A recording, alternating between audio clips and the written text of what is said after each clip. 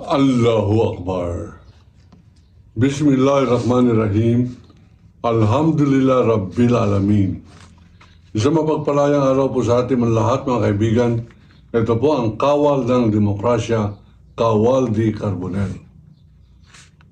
Muli mga kaibigan ay nasa bingit po tayo ng kasaysayan. At ang dahilan po nito ay ang ating sariling kapabayaan tungkol sa panggigipit ng China sa ating pong bansa at sa ating mga mamamayang magdaragat dyan po sa West Philippine Sea. Ano po ba itong West Philippine Sea? Ito po ang dagat na nakapaligid sa Pilipinas. Halimbawa, ito po ang Pilipinas. Yan po ang Luzon, Visayas, Mindanao. At dito po ang Palawan. At sapagkat dito ang Palawan, yan po ang West Philippine Sea. Noong isang araw, akin pong pinakita sa inyo na hindi lamang West Philippine Sea ang inaangkin na ng China. Itong East Philippine Sea, inaangkin na rin po. Pati East Philippine Sea ay kanila na pong ina-occupy. At napakarami po ng mga barko nila rito, napakaraming barko nila rito. Hindi na po tayo pwede mangisda, magkabilang panig. At imbis na tulungan po natin ang ating pong Philippine Coast Guard, pinagtutulong-tulungan pa ng mga senators. Ano bang ibig sabihin ng senator? Mga maka-inchik China na mga senador. Ano pong lahi ng mga senators? Pilipino.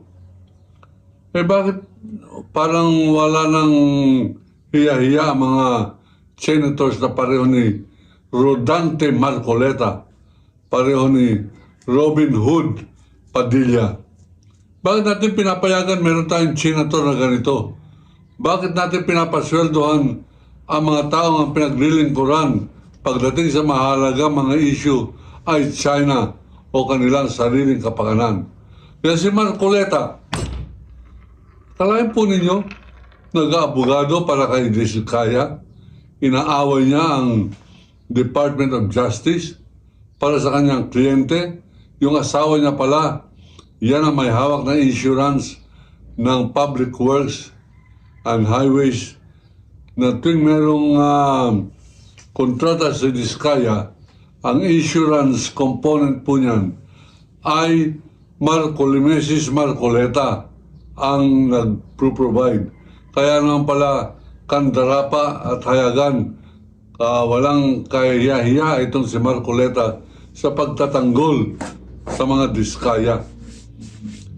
Diyan medyo mapapatawad ko pa yan. Ang ibig lang sabi niyan kaswapangan, swapang itong si Marcoleta. Walang hiya-hiya itong si Marcoleta. Diyan po ay naiintindihan ko sapagkat masyado mahilig sa kwartang iglesia ni Marcoleta na yan. Ang hindi ko mapatawad ay ang kanyang katraidoran.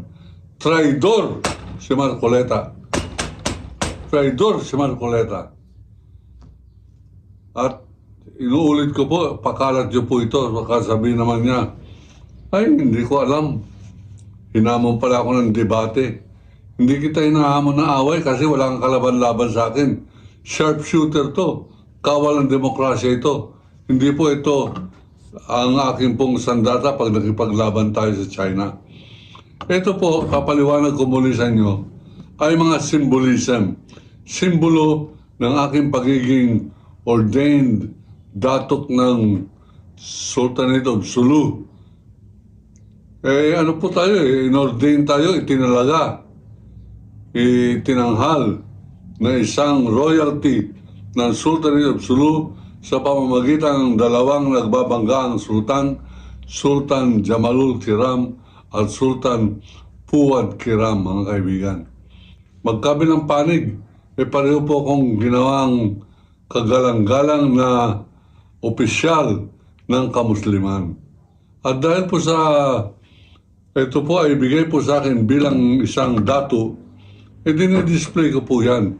Yan ay simbolo ng aking pakikibaka, ng aking pagiging Datu, pinapaliwanag ko po sa inyo yan. Magkaisa tayo, pero hindi po yata mangyayari yan sapagkat meron po tayong napakabobo. Hindi naman bobo si Robin Padilla.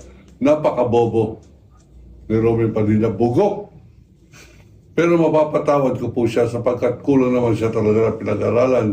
At ang mga kulang sa pinag-aralan, hindi po dapat kinukundina.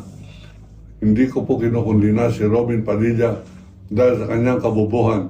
Kinukundina ko siya. Gustong tagpasin ang ulo niya dahil sa katraidoran. Traidor, Robin Padilla. Traidor, Marcoleta. At lahat ng mga kumakampi, yung mga senators na kasama nila, Villanueva, Escudero, Cayetano, Amy Marcos, at kung sino pa mga kasama riyan ng traidor. Mga traidor kayo, dapat kayong lipulin, dapat kayong pandirihan. Kayo mga kababayan, huwag ninyong respetuhin yung mga yan. Pag kayo mga pulis, pag nakikita ninyo, huwag kayo sasaludo. Ba't kayo sasaludo sa kaaway? Huwag niyong saluduhan yung mga senador na kumakampi sa China. Sapagkat yung mga senador na yan, traidor, therefore, kalaban natin. Isipan ninyo, sasaludo kayo sa kalaban. Kalaban po ng bansa natin, yung mga traidor na senador. Lalo-lalo itong si Marcoleta. Abay, habang tayo po inaaway ng China, nakipagkita doon sa ambassador ng China sa Makati. Mga kaibigan, ano kanyang karapatan? Sa batas, ang tawag po dyan ay usurpation of authority. He is never authorized to deal or represent the sentiment of our government. Usurpation. Ano po ibig sabihin ng usurpation? Yang paggagawad sa kanyang sarili ng karapatang hindi ukol sa kanya. It is never his duty to act as a diplomat, let alone to befriend China in the midst of their atrocities and aggression in our country. That is treason. Kaya po hinamon ko yan si Marcoleta, hindi nang babago, violence sapagkat walang laban sa akin yan. Sharpshooter ako. Nag-kung fu tayo. Wala pong laban dyan si Marcoleta. Hinamon ko siya, debate sa Plaza Miranda. Magdala na siya ng kanyang sambatalyong Iglesia ni Cristo na parati pong sumusunod sa mga korap na tao, sumusunod sa korap na leader pa rin ni Marcoleta. Dali mo na sila para may tagapalakpak ka. Baka walang pumalakpak sa iyo. Tayo po ay nag-uulit po ng paghahamon sa kanya, public debate. Ang proposisyon o pagdidebatihan natin ay ang West Philippine Sea ay hindi katang-isip kundi pag-aari yan ng Republika ng Pilipinas.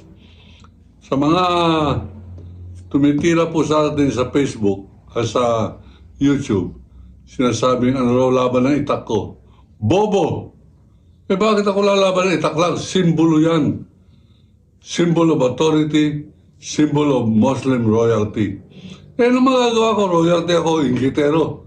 Kayo ay taga DDS at kayo ay kampi ng mga Robin Hood Padilla at mga Marcoleta.